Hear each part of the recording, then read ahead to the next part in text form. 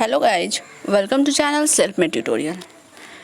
आज का टॉपिक है एयर पोल्यूशन।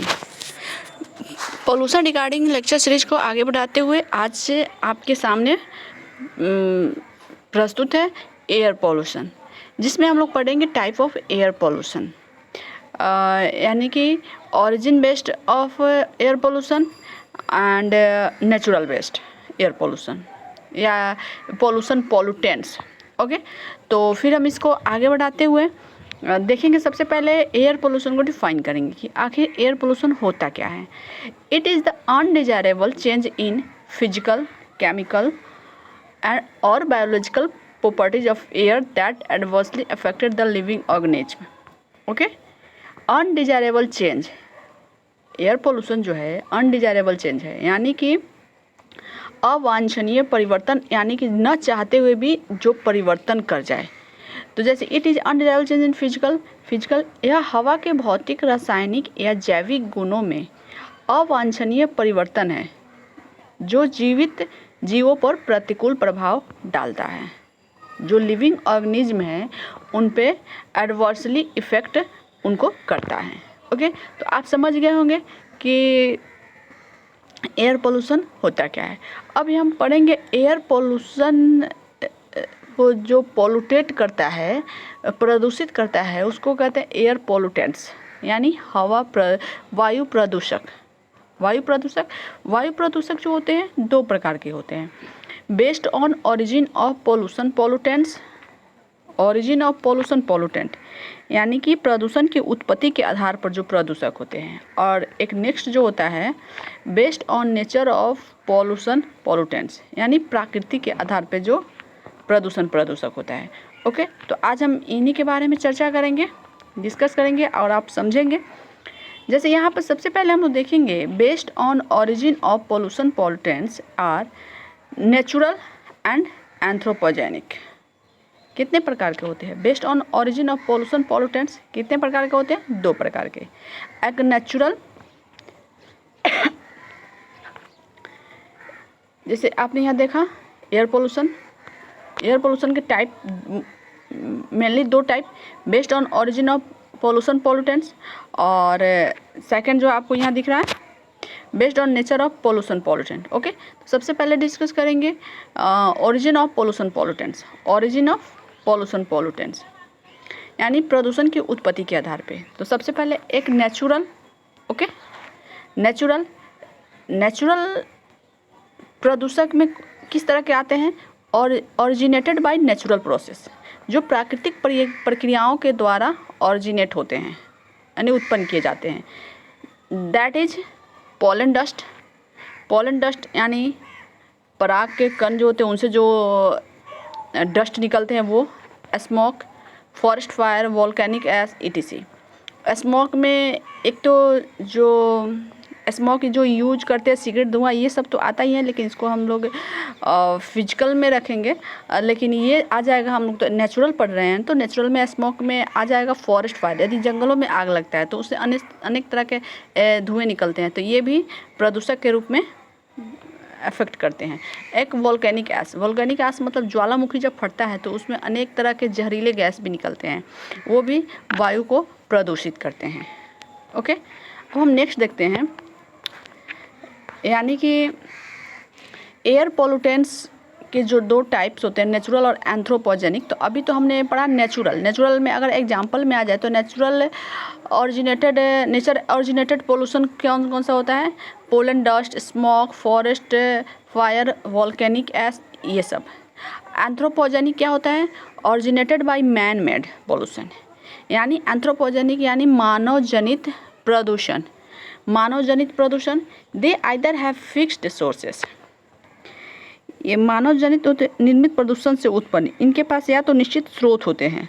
निश्चित स्रोत कौन कौन से होते हैं अब देख लेते हैं। दैट इज इंडस्ट्रीज मतलब कल कारखाने, उद्योग धंधे। Minerals, smelters, power plants. और mobile, that is automobile. Mobile का मतलब होता है ऑटोमोबाइल, यानी ऑटोमोटिव जो होते हैं, बड़े बड़े कल कारखानों में ऑटोमोबाइल जो बनाए जाते हैं उनसे निकलने वाले प्रदूषण को ऑटोमोबाइल्स भी कहते हैं। 80% वायु प्रदूषण 80 of air pollution is due to mobile air pollutants. Okay, 80% जो वायु प्रदूषण होता है वो ऑटोमोबाइल के कारखानों से या उनके जो निर्मित किए जाते हैं उससे उत्पन्न होते हैं। ओके, तो ये तो रहा आपका based on origin of pollution pollutants, उत्पत्ति के आधार पर नेचुरल और एंथ्रोपोजेनिक। अब हमेशा याद रखिएगा, दो ऑरिजिनेटेड यानी कि ओरिजिन के आधार पर नेचुरल एंड एंथ्रोपोजेनिक। अब हम आगे बढ़ते हैं, यहाँ पे देखिए, यहाँ पे देखेंगे प्राइमरी एयर पॉल्यूटेंट्स। सबसे पहले यहाँ फर्स्ट एक टाइप तो हमने पढ़ा based on nature of pollution pollutants, वो ओरिजिन के आधार पे था, और ये नेचर ऑफ पॉल्यूशन प्राकृतिक आधार पर। प्रदूषण के प्राकृतिक आधार पर ये प्रदूषक कौन कौन से हैं वो हम लोग देखेंगे। सबसे आता है प्राइमरी एयर पॉल्यूटेंट्स और सेकेंडरी एयर पॉल्यूटेंट्स। ओके, तो आज जो हम चर्चा करेंगे सिर्फ प्राइमरी एयर पॉल्यूटेंट्स के बारे में डिस्कशन करेंगे, और नेक्स्ट वीडियो में हम लोग सेकेंडरी करेंगे, क्योंकि यदि मैं सेकेंडरी को भी आज लेकर आती तो वीडियो लंबा हो जाता। तो आज हम सिर्फ बात करेंगे प्राइमरी एयर पॉल्यूटेंट। ये आप समझ के रहे, based on nature of pollution pollutants are two types, first primary air pollutants और सेकेंडरी एयर पॉल्यूटेंट, यानी प्राथमिक वायु प्रदूषक और द्वितीयक वायु प्रदूषक। ओके, चलिए, ये जो आपको दिख रहा है प्राइमरी एयर पॉल्यूटेंट्स के particulate matter, these are tiny solid particles, liquid droplets, aerosols that remain suspended in air। यानी कि these are tiny solid particles, ये छोटे छोटे ठोस कण होते हैं। लिक्विड ड्रॉपलेट्स यानी कि तरल बूंदे भी होते हैं जो हवा में सस्पेंडेड रहते हैं, हवा में फ्री रूप से, ऐसे खुले रूप से पाए जाते हैं। कभी आप ये पार्टिकुलर किसी भी चीज़ को यदि 2 घंटे तक बाहर छोड़ के देखिएगा, उस पर कुछ लिक्विड ड्रॉपलेट्स भी दिखते हैं और एक सॉलिड पार्टिकल्स भी उस पर दिखते हैं कि जमे होते हैं। कभी आप इसको एक्सपेरिमेंट करके देखेंगे तो आपको पता चल जाएगा कि हवा में कितने पार्टिकुलेट मैटर पाए जाते हैं। The causes respiratory disorder and alter atmospheric temperature. Okay, और जिसके कारण, और ये जो पार्टिकुलेट मैटर जो होते हैं वह श्वसन यानी respiratory disorders and alter atmospheric temperature, ये श्वसन संबंधी विकार का कारण बनता है और वायुमंडलीय ताप में भी परिवर्तन करता है। ये जितने भी पार्टिकुलेट मैटर होते हैं ये तो वातावरण को प्रभावित करते ही हैं, अफेक्टेड करते हैं। वातावरण में एटमॉस्फेरिक टेम्परेचर को प्रभावित करते हैं एंड रेस्पिरेटरी और डिसऑर्डर को भी इससे के कारण उत्पन्न होता है। ओके, तो दैट इज, ये पार्टिकुलेट मैटर होता क्या है। सबसे पहले लिखते हैं suit, smoke, dust, pesticides, metal dust, mites, pollens. Okay, तो इसमें क्या है, सूट का मतलब हुआ कालिख। ओके, कालिख, धुआं, डस्ट, धूल, पेस्टिसाइड्स, बहुत सारे ऐसे पेस्टिसाइड टाइप्स के भी एक पॉल्यूटेंट्स होते हैं। मेटल डस्ट, धातुओं के जो डस्ट होते हैं, माइट्स, पोलन, ईटीसी, पराग के कण के जो डस्ट होते हैं, ये विभिन्न प्रकार के पॉल्यूटेंट्स हैं। ओके, अब हम देखेंगे नेक्स्ट गैसियस फॉर्म, CO मतलब क्या होता है, कार्बन मोनोऑक्साइड। जब आप बंद कमरे में आग को जलाते हैं तो वो क्या होता है, वो कार्बन मोनोऑक्साइड बनता है। यदि बंद रहे, हवा उसमें ना आ जाए, तो वो कार्बन डाइऑक्साइड जो है कार्बन मोनोऑक्साइड यानी CO में चेंज हो जाता है, जो स्वास्थ्य के लिए जहरीला साबित होता है। ओके, तो चलिए आगे बढ़ते हैं। Gases form. Okay, gases form कौन कौन से हैं?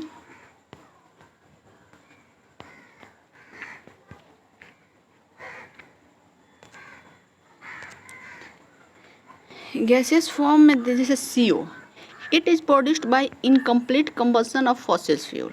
Okay, combustion of fossil fuel. जब यह CO कैसे उत्पन्न होता है, यह एक तरह से जीवाश्म ईंधन कह सकते हैं, और fuel, automobiles and cigarette smoke etc। यह ऑटोमोबाइल और सिगरेट के धुएं के अपूर्ण दहन द्वारा उत्पन्न होता है। अपूर्ण दहन मतलब जब कोई चीज़ है, जैसे सिगरेट हो, ऑटोमोबाइल्स फ्यूल हो, फॉसिल्स फ्यूल हो, जीवाश्म ईंधन हो, जब ये आधे अधूरे जलते हैं, पूर्ण रूप से नहीं जलते हैं, तो ये किस तरह के धुएं उत्पन्न करते हैं? CO उत्पन्न करते हैं। CO मतलब कि कार्बन मोनोऑक्साइड उत्पन्न करते हैं। It is poisonous gas having 2 times more affinity for Hb than oxygen. Okay, यह बहुत ही जहरीला गैस होता है। ये ऑक्सीजन की तुलना में Hb than oxygen, carboxyl haemoglobin 2 times more affinity for Hb। ये बहुत ही जहरीला गैस होता है। ओके, ये it reduce oxygen carrying capacity of Hb।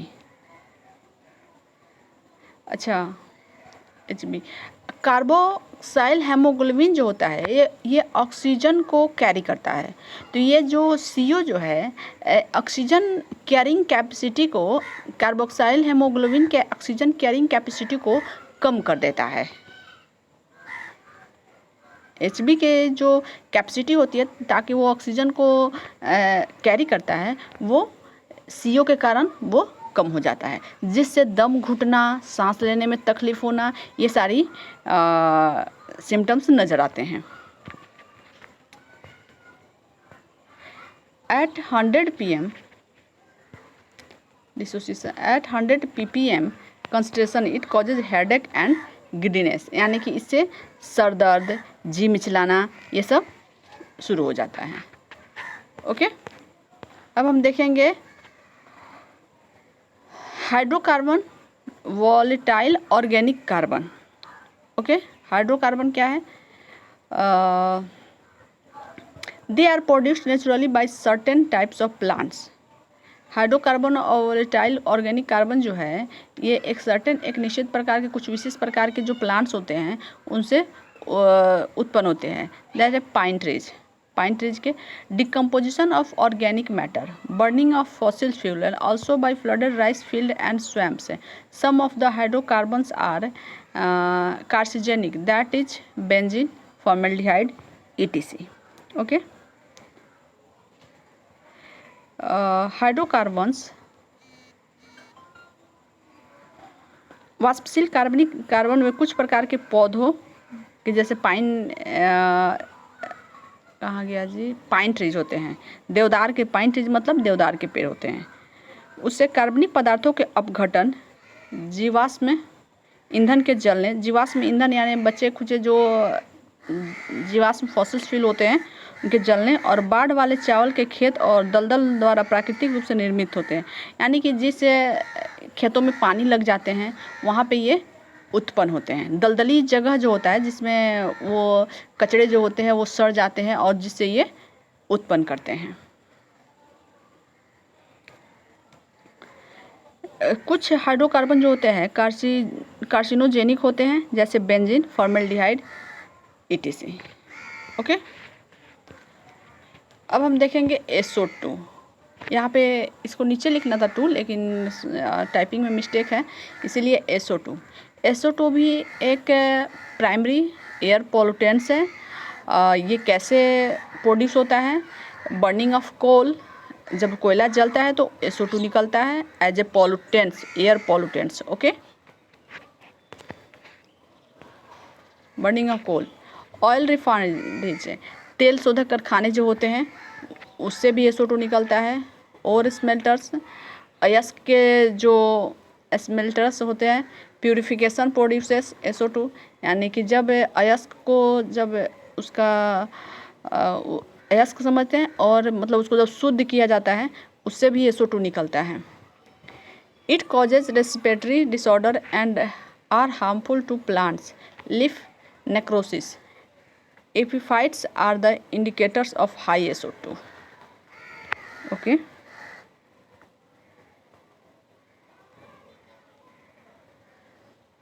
यहाँ पे इट कॉजेज रेस्पिरेटरी डिसऑर्डर्स है। अब ये SO2 जो होता है, जिस भी तरीके से ये उत्पन्न होता है, जब burning of coal, oil refineries और स्मेल्टर्स प्यूरिफिकेशन प्रोड्यूसेस SO2, ये सब होता है। इट कॉजेज रेस्पिरेटरी, ये श्वसन क्रिया को प्रभावित करता है, यानी श्वास लेने में तकलीफ होती है। ये पेड़ों के लिए भी हानिकारक होता है। और epiphytes are the indicators of high SO2। Epiphyte जो है हाई SO2 के घोतक है, यानी कि उससे हाई SO2 उत्पन्न होता है। That is Parmelia, Usnea, Cladonia and garden pea ETC। Okay, अब हम लोग नेक्स्ट देखेंगे nitrogen oxide, NO and NO2। Nitrogen oxide भी प्राइमरी एयर पॉल्यूटेंट्स हैं।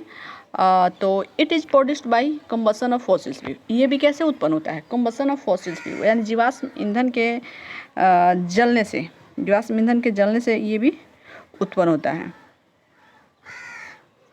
जब एट हाई टेम्परेचर, जब उच्च ताप पर ये जलता है तो इससे भी ऑटोमोबाइल में जो जीवाश्म ईंधन होता है तो वो जब जलता है तो इससे भी नाइट्रोजन ऑक्साइड उत्पन्न होता है।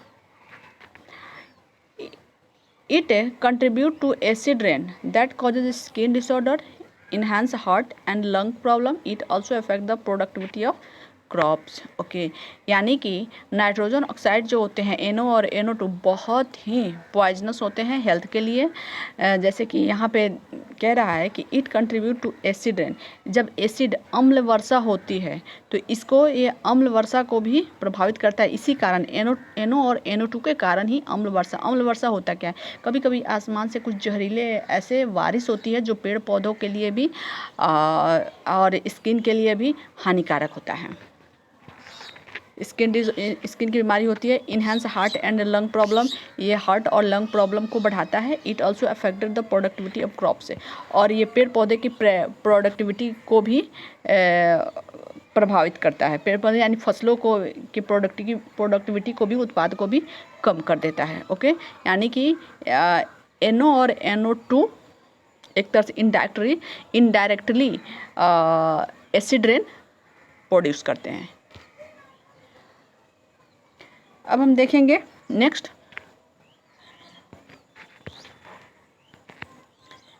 CFC का मतलब क्या होता है? CFC मतलब क्लोरोफ्लोरोकार्बन भी जो है ये भी बहुत ही हानिकारक होता है जब रेफ्रिजरेटर होते हैं, यानी कि जो ये क्या कहते हैं, फ्रिज जो होते हैं।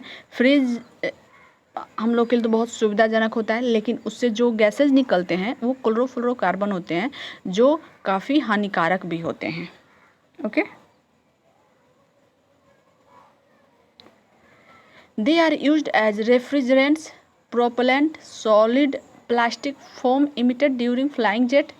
It along with NO reacts with ozone and deplete the ozone layer, which lead to the increase in UV radiation on Earth.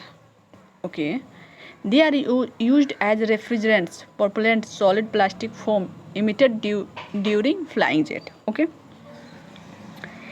इनका उपयोग जो होता है CFC, फेरॉन, एरोसोल, इनका उपयोग उड़ने वाले जेट के दौरान निकलने वाले refrigerant, propellant, solid plastic foam के रूप में किया जाता है। यह ओजोन के साथ प्रतिक्रिया करता है, और जब इससे ये यूज किए जाते हैं, लेकिन ये जब ओजोन के साथ प्रतिक्रिया करते हैं तो leads to increase UV on earth है। तो इससे ओजोन परत में जब ये चीज़ें, इसके गैसेस जो निकलते हैं तो ओजोन परत को प्रभावित करते हैं और रेडियो एक्टिव किरणें, यानी कि यूवी का मतलब होता है अल्ट्रा वायलेट रेडिएशन, यानी कि परावैंगनिक किरणें। तो ये जो भी एरोसोल, CFC, फ्यूरॉन जो होता है तो ओजोन से रिएक्ट करता है और ओजोन परत को मतलब डिकम्पोज करता है, या कहे कि उसको नष्ट कर देता है, और इससे परावैंगनिक किरणें डायरेक्ट अर्थ पे आता है, यानी पृथ्वी पर आता है, और परावैंगनिक किरणें बढ़ जाता है। परावैंगनिक यानी अल्ट्रा वायलेट किरण, मैं आपको बता दूं कि सूरज की रोशनी में एक अल्ट्रा वायलेट किरण होते हैं। अल्ट्रा वायलेट किरण मतलब छोटे छोटे ऐसे परावैंगनिक किरण जो हमारे स्किन डिजीज के लिए, जैसे कैंसर, बहुत सारे ऐसे डिजीज हैं वो उससे प्रोड्यूस होते हैं। तो ओजोन परत जो है वो उसको रोके रहती है, वो अल्ट्रावायलेट किरण को पृथ्वी पर आने नहीं देती है। जब इन सब गैसों के कारण, CFC, फ्यूरॉन, एरोसोल के कारण जब ओजोन परत नष्ट हो जाता है तो वो डायरेक्ट यूवी रेडियो एक्टिव जो है वो डायरेक्ट पृथ्वी पर आते हैं, और पृथ्वी पर आने का मतलब हुआ कि मनुष्य के लिए, ह्यूमन बींग्स के लिए बहुत ही हार्मफुल है।